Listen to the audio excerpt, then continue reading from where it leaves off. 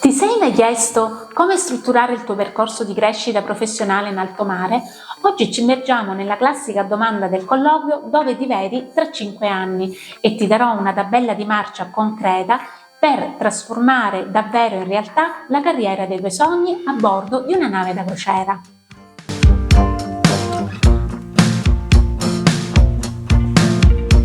Se sei appassionato e desideri creare una carriera gratificante nel settore delle crociere o devi affrontare la sfida del colloquio o superare la selezione pre-assunzione, sei nel posto giusto.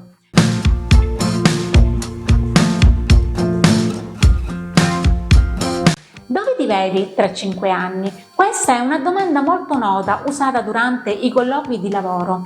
Oggi ti regalerò delle strategie per essere un passo avanti quando ti candidi per posizioni nel settore delle crociere. Parliamone. Dunque, quando ti viene posta la domanda dove ti vedi tra 5 anni, devi innanzitutto comprendere l'obiettivo dell'intervistatore.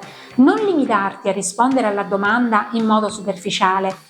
Gli intervistatori vogliono sapere della tua ambizione di crescita. A questo punto ti faccio la seguente domanda che ti aiuterà anche a rispondere. Quali sono i tuoi obiettivi in termini di progressione di carriera, pianificazione e strategia? Hai passione per la tua professione? Avere passione per la propria professione rende anche più facile superare ostacoli e battute d'arresto, perché la passione ci fa credere in quello che facciamo. Inoltre, può portare a un maggiore successo e riconoscimento nel proprio campo, perché la tua passione ti spinge a lavorare di più e a ottenere di più. Dovrai quindi parlare all'intervistatore della tua passione per la posizione che hai scelto all'interno della compagnia di crociere, perché è fondamentale avere passione per un ambiente di bordo. Per l'intervistatore è importante che tu voglia crescere ed abbia aspirazioni a lungo termine con la compagnia. Le compagnie di crociera, infatti, non si limitano solamente ad assumere dipendenti, ma preparano i membri dell'equipaggio a lavorare in un team insieme a compagni di nave con i quali dovranno mantenere rapporti di collaborazione per lungo tempo e formare relazioni durature, partendo da posizioni entry level senza esperienza e procedendo verso posizioni di leadership e di alta dirigenza. Mi spiego meglio. Anche se non hai esperienza ma le qualità e abilità necessarie, la compagnia si prenderà in carico di formarti professionalmente e poter affidarti in seguito posizioni intermedie, livello senior, livello manageriale, per poi passare a direttore. A questo proposito ti consiglio di guardare un mio video, per il quale lascerò il link qua su, nel quale ti parlo dell'importanza di superare i primi 90 giorni e ti do piccoli trucchetti per poterlo fare. Tornando al discorso che stavo facendo, una volta superati i 90 giorni, infatti, avrai acquisito più esperienza e competenze ed i senior potrebbero assegnarti di gestire piccoli progetti, dove avrai maggiori responsabilità rispetto al personale entry level. Tuttavia, in genere continuerai a lavorare ancora sotto la supervisione di dipendenti più anziani. Come candidato ad un colloquio non potrai certo rispondere che sei in cerca di opportunità, ma dovrai mostrare proattività e dimostrare all'intervistatore che hai già pianificato un percorso di carriera e che metterai in atto delle azioni concrete per poter raggiungere i tuoi obiettivi. Spiegherai quindi e darai esempi di come le tue competenze possono dare una spinta alla carriera che stai ambendo all'interno della compagnia. Ti racconto di come un mio amico Bruno, un responsabile di cucina con un diploma conseguito presso una scuola di cucina accreditata e 3 anni di esperienza nella cucina di un hotel affermato a terra, ciao Bruno, un caro saluto se guardi questo mio video, si entrava a far parte di un team nelle cucine di una delle navi da crociera con la posizione entrante di demi-chef de partie, responsabile dei cuochi di linea. Quindi, secondo la descrizione del lavoro, responsabile della loro puntualità ed organizzazione durante la produzione. Ed una volta a bordo si è ritrovato a fare il cuoco di linea, cioè quella figura che prepara e cucina ricette standard all'inizio per il crew e poi per i passeggeri, per poi, dopo brevissimo tempo, essere promosso su chef, quella figura che si occupa di organizzare e dirigere le preparazioni, distribuire i compiti agli chef che dipendono da lui e svolgere compiti di amministrazione della cucina.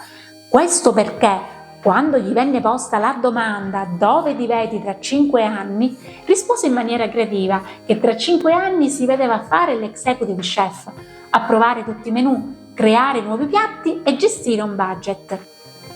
Qualunque sia la posizione per la quale ti candidi, se punti in alto devi sapere cosa fa il resto della brigata per poter rispondere in maniera adeguata. Può accadere che ti vengano affidati temporaneamente dei compiti che sono compatibili con la tua posizione, anche se non in linea con la descrizione del lavoro, solo perché fa parte della formazione che ti aiuterà a fare carriera e a restare a lungo con la compagnia di crociere che ti ha assunto.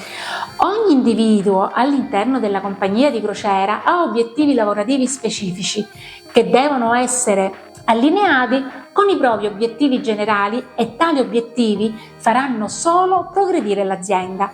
Per aiutarti, una risposta ideale potrebbe essere: tra 2 anni sembrerò qualcuno con puntini puntini puntini, elenca una nuova abilità, specifica che intendi ottenere questa abilità mentre svolgi la posizione attuale e dimostri leadership.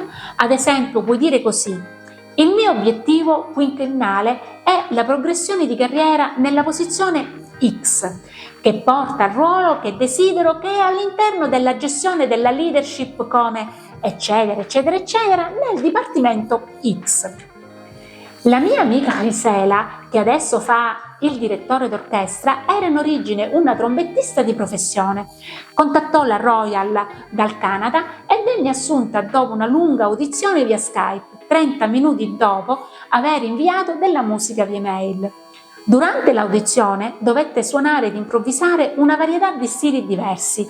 Gisela sarebbe entrata a far parte di un trio per suonare nel centrum della nave come trombettista, ma durante il colloquio, quando gli venne posta la domanda dove ti vedi tra 5 anni, dichiarò che aveva in mente di entrare a far parte dell'orchestra principale e dopo aver acquisito esperienza necessaria, avendo il diploma, passare a direttore. Lei parlò tanto della sua abilità di canto e tastiera, così come dell'intenzione di seguire corsi più specializzati in direzione musicale, composizione ed altri aspetti di amministrazione e marketing delle quali si occupava mentre studiava e lavorava in Canada. Gisela fu premiata perché non solo venne assunta, ma dopo pochi incarichi riuscì nel suo obiettivo. Ed adesso non solo dirige l'orchestra, ma si occupa anche di tutto ciò che riguarda la musica a bordo. Dirige i musicisti del teatro durante gli spettacoli del cast di produzione ed altri spettacoli di intrattenimento, prepara il programma di lavoro dei musicisti degli altri locali, si occupa che venga effettuata una corretta manutenzione dell'attrezzatura musicale di bordo ed è incaricata dei compiti amministrativi relativi ai musicisti di bordo. Un mio consiglio che può aiutarti durante il colloquio è quello di concentrarti sulle competenze e attributi pertinenti all'ambiente delle crociere. Lavoro di squadra, resilienza e spinta all'eccellenza. Assicurati che il tuo linguaggio del corpo sia positivo durante le tue risposte e di presentare le tue risposte con sicurezza. Prima del colloquio fai pratica. So benissimo che all'inizio non è facile, ma fare pratica ti aiuterà a riconoscere se ci sono delle possibili limitazioni in modo da gestirle giocando d'anticipo e dare il massimo durante il colloquio. A questo punto ti chiederei di registrarti al canale per non perderti i prossimi video con altri contenuti simili che potrebbero esserti utili. Fammi sapere nei commenti qua sotto quali altre possibili domande hai in mente e come al solito ti chiederei di lasciarmi un like e noi ci vediamo alla prossima. Ciao ciao!